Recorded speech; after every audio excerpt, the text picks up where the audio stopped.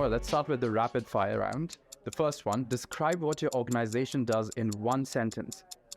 The Fundamental Rights Agency advises the EU so that it is human rights compliant in its work, its laws and its policies. How long does it take you to get ready in the mornings? Oh, it takes me a good half an hour on a good morning, a lot longer on the bad days. Most valuable skill you've learned in life? Patience. City in which the best kiss of your life happened? Dublin. How many speakers can you name at this conference? About 20. Name them. No. In one sentence, describe one problem that your organization is facing. Resources. We never have enough resources to do the job that we need to do for European citizens. How do you relax? I relax by visiting art galleries. A habit of yours that you hate?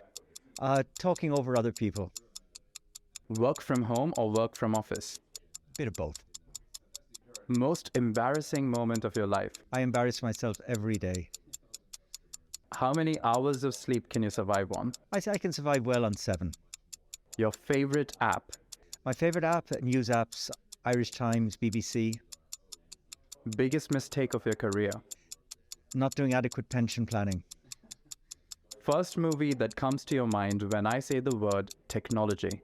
Social network. How many cups of coffee do you drink in a day? Far too many, but that's about 5. Your favorite Netflix show? Dirty Girls.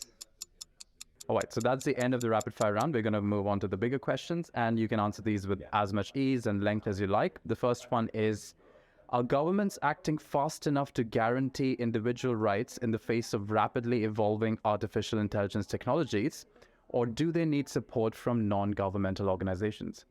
No, they're not moving fast enough. We've got to speed up our game, but we've got to do it very carefully based on solid research, know what we're doing, come up with regulatory models that work for a very complex, fast evolving context where we have to look at not just tech in general, but its application, its uses. And only on that basis then can we put in place the right regulatory frame. Civil society plays a critically important role. Civil society is the voice of rights holders, the voice of citizens, and we need that voice to be fed in to the discussions. Governments don't automatically know what the issues are, what the challenges are, where the problems are lying hidden.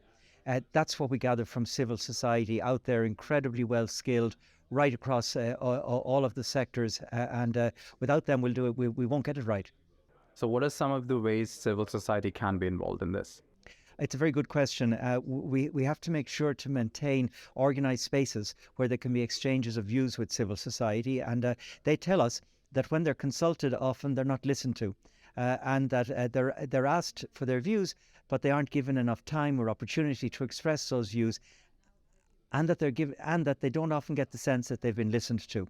So be it in the tech world, the AI world, or any other, we have to invest far more in creating these spaces where they can express the view and it has a meaningful impact. And by the way, one group that's shouting very loud about this is young people.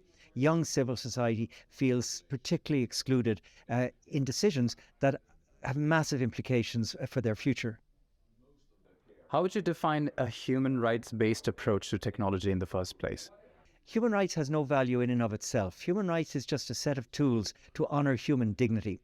And so the answer to your question is that technology and the regulation of technology will be human rights based when its goal is honouring human dignity in all its wonderful diversity, making sure that every single one of us is respected in these settings.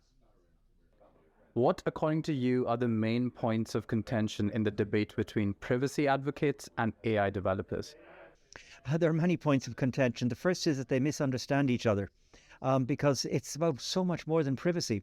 It's often reduced just to being human rights is just an issue of privacy, but it's about every human right.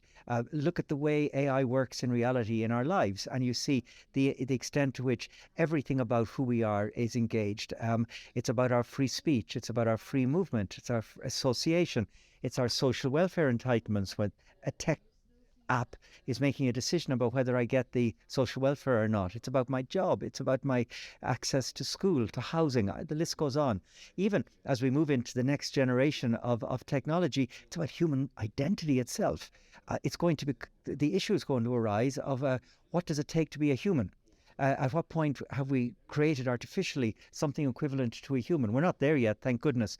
But my point is that it's every imaginable issue. And in engaging all of those issues, the biggest challenge right now is transparency.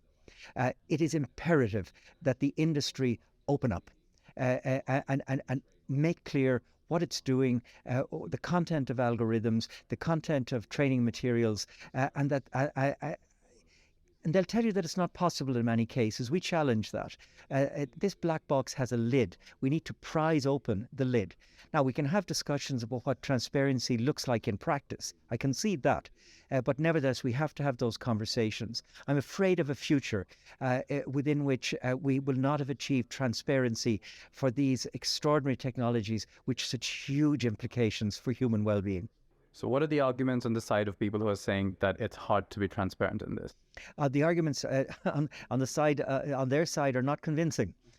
I'm not a scientist. I'm a lawyer, but I refuse to concede I refuse to concede that this is magic.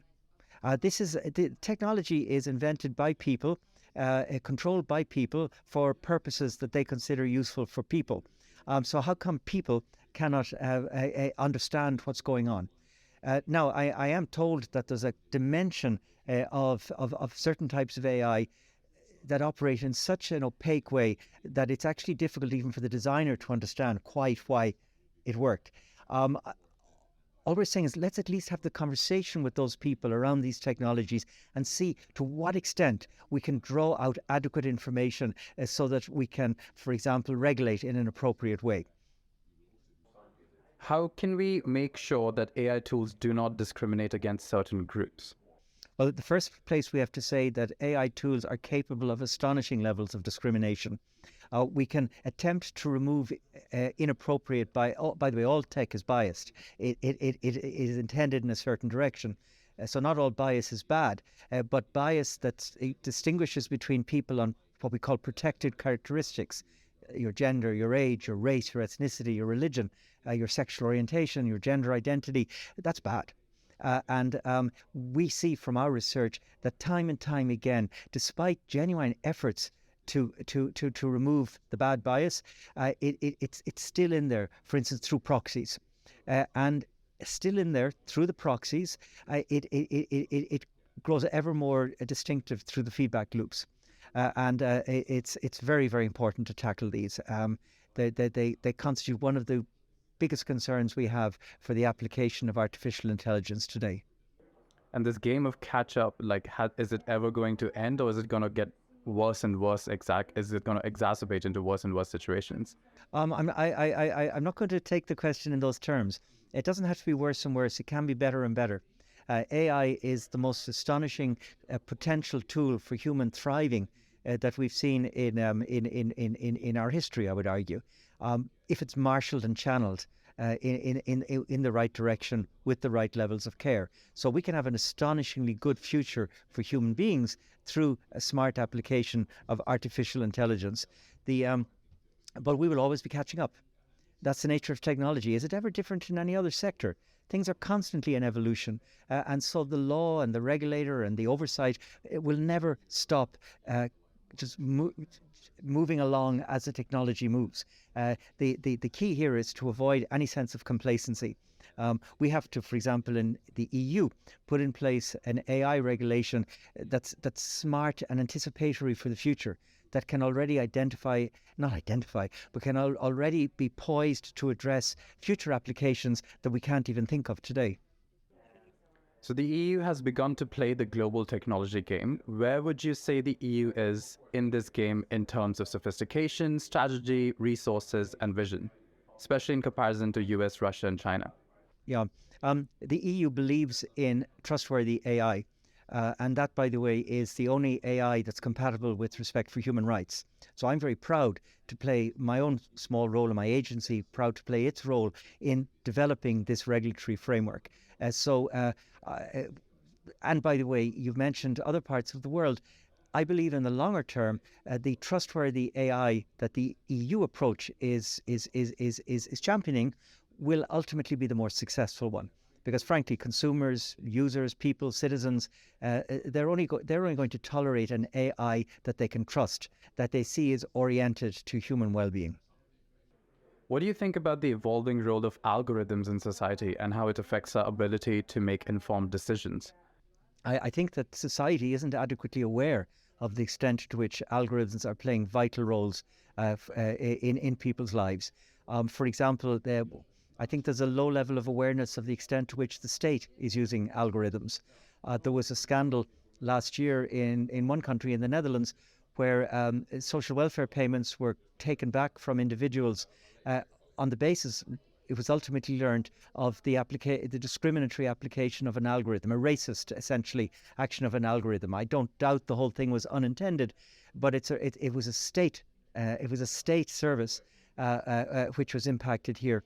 So we need our citizens to wake up to the extent to which algorithms are in play. We need public debates about the extent to which that is or is not acceptable to people on the European streets. And we need also an exposure of that reality to allow people to make complaints if they feel they've been wronged. You won't complain about the decision made by an algorithm where you're not even aware that such a decision was taken that impacted you negatively. How successful do you think the EU has been in shaping global standards of privacy and data protection? I think it's been the world leader. The GDPR, the General Data Protection Regulation, it was a global first. And it may not be perfect, nothing is, and nothing human-made is perfect.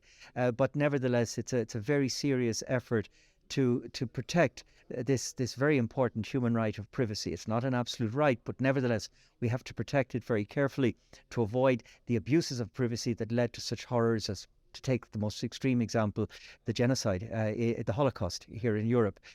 So the European leadership there has been very important. You know, even if it were copied nowhere else, I would applaud it, but it has been copied. It has been taken, it's been adapted locally in many countries around the world. Proof, if any were needed, that it was not an act of folly, but rather a commitment to global values and a pathway towards honouring them. All right, so the last question is of a personal kind. It is, what would you be doing in your life if not this right now? Yeah. I've spent so much of my life working in the area of human rights, I would find it really hard to know what I would do otherwise. I think I'd like to be an art dealer. I'd be a very bad art dealer, but I think I'd like that. That was amazing. It was great listening to you.